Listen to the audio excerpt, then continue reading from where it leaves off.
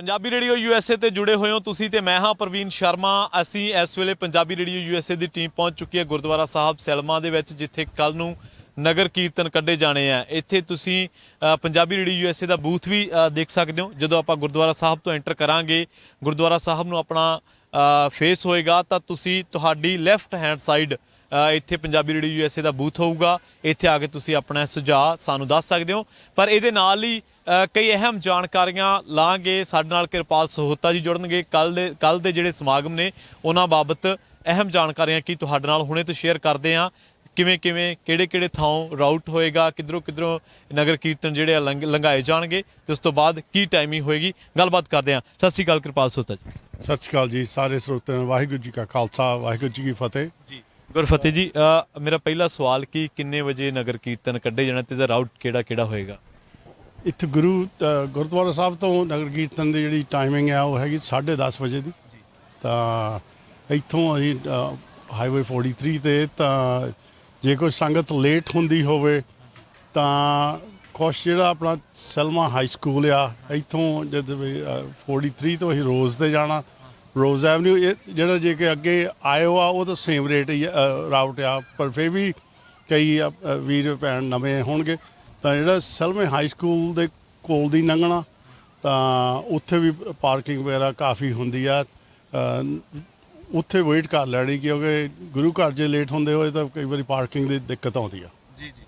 ਤੇ ਕਿੰਨੇ ਵਜੇ ਦਾ ਟਾਈਮ? 10:30 ਦਾ ਤੁਸੀਂ ਟਾਈਮ ਦੱਸਿਆ, ਤੇ ਕਿੰਨੀ ਕੁ ਸੰਗਤ ਦੀ ਆਉਣ ਦੀ ਸੰਭਾਵਨਾ ਜੀ? ਸੰਗਤ ਦੀ ਦੇਖੋ ਜੀ, 2 ਸਾਲ ਤੱਕ ਕਰੋਨੇ ਕਰਕੇ ਸਾਰੇ ਹੁਬੜੇ ਰਹੇ ਆ, ਤਾਂ ਐਤਕੀ ਅਸੀਂ ਮਹਾਰਾਜ ਦੀ ਮਿਹਰ ਹੋਈ ਆ, ਫਿਰ ਸਾਰਾ ਕੁਝ ਖੁੱਲਿਆ, ਤਾਂ ਘੱਟੋ ਘੱਟ 8-10,000 12,000 ਦੀ ਆਸ ਹੈਗੀ ਆ। ਤਾਂ ਸਾਰਿਆਂ ਨੂੰ ਅਪੀਲ ਕੀਤੀ ਜਾਂਦੀ ਭਈ ਆਓ ਕੱਲ੍ਹ ਨੂੰ ਸਾਰਿਆਂ ਦੇ ਖੁਸ਼ੀਆਂ ਮਨਾਈਏ। ਤੇ ਜਿਹੜੀਆਂ ਸਿਟੀ ਅਥਾਰਟੀਜ਼ ਨੇ, ਸਾਰਾ ਉਹਨਾਂ ਨਾਲ ਗੱਲਬਾਤ ਹੋ ਗਈ? ਯੈਸ, ਸਾਨੂੰ ਕੁਛ ਐਤਕੀ ਕੋਵਿਡ ਕਰਕੇ ਕੈਲਟ੍ਰਾਂਸ, ਜਿਹੜਾ ਹਾਈਵੇ 43 ਆਏ ਮੇਨ ਸਟੇਟ ਕੈਲਟ੍ਰਾਂਸ ਦੇ ਅੰਡਰ ਜੁਰਿਸਡਿਕਸ਼ਨ ਆਉਂਦਾ, ਇਹ 'ਤੇ ਕਾਫੀ ਮੁਸ਼ਕਿਲ ਆਈ। ਤਾਂ ਲਾਸਟ ਮਿੰਟ ਤਾਈਂ ਸਾਨੂੰ ਥੋੜ੍ਹੇ ਡਿਫਿਕਲਟਾਂ ਸੀਗੀਆਂ ਵੀ ਪਤਾ ਨਹੀਂ ਬਈ ਆਲਮੋਸਟ 96 ਘੰਟੇ ਰਹਿ ਗਏ ਸਾਡੇ ਕੋਲ, ਕਲੀਅਰ ਪਰਮਿਟ ਨਹੀਂ ਆਇਆ, ਪਰ ਮਹਾਰਾਜ ਦੀ ਮਿਹਰ ਹੋਈ, ਇਟਸ ਆਲ ਕਲੀਅਰਡ। ਸੋ ਸਾਰਾ ਹੀ all arrangements are made. Thank you Kirpal Sahota ji, thank you. ਤੇ ਸਾਰੇ ਪ੍ਰਬੰਧਕੀ ਕਮੇਟੀ ਦੇ ਵਿੱਚ ਨੇ ਸਾਰੇ ਸੱਜਣ ਜਿਹੜੇ ਆ ਸਾਡੇ ਭਰਾ ਨੇ ਸਾਰੇ, ਤੇ ਇਹ ਸਾਰੇ ਪ੍ਰਬੰਧਕੀ ਕਮੇਟੀ ਦੇ ਵਿੱਚ ਨੇ। ਕਿਰਪਾਲ ਸਹੋਤਾ ਜੀ ਨੇ ਸਾਨੂੰ ਕਈ ਅਹਿਮ ਜਾਣਕਾਰੀਆਂ ਦਿੱਤੀਆਂ ਨੇ, ਉਹਨਾਂ ਦੇ ਵਿੱਚ ਇੱਕ ਵਾਰ ਮੈਂ ਫਿਰ ਤੋਂ ਤੁਹਾਨੂੰ ਦੁਹਰਾ ਦਿੰਦਾ ਸ਼ਾਰਟ ਦੇ ਵਿੱਚ। 10:30 ਵਜੇ ਨਗਰ ਕੀਰਤਨ ਇੱਥੋਂ ਸ਼ੁਰੂ ਹੋਣੇ ਆ।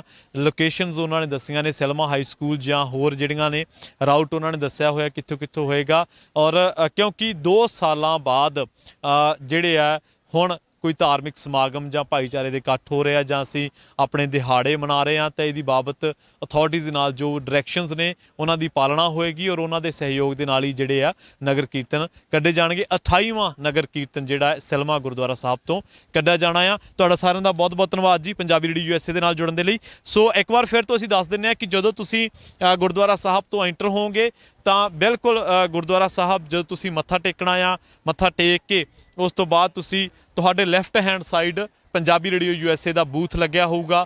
ਇੱਥੇ ਆ ਕੇ ਤੁਸੀਂ ਆਪਣੀਆਂ ਸੁਝਾਅ, ਆਪਣੇ ਸੁਨੇਹੇ ਪੰਜਾਬੀ ਰੇਡੀਓ ਯੂਐਸਏ ਦੀ ਟੀਮ ਤੁਹਾਡਾ ਸਾਰਿਆਂ ਦਾ ਇੰਤਜ਼ਾਰ ਕਰੇਗੀ।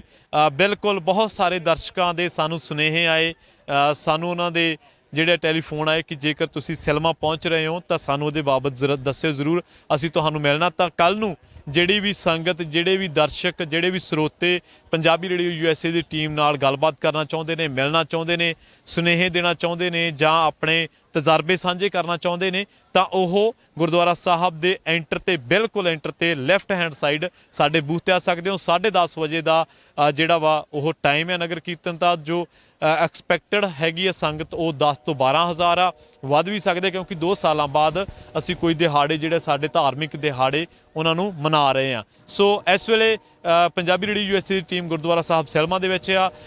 ਕੈਮਰਾਮੈਨ ਅਮਰਜੀਤ ਕਲਸੀ ਦੇ ਨਾਲ ਮੈਂ ਪ੍ਰਵੀਨ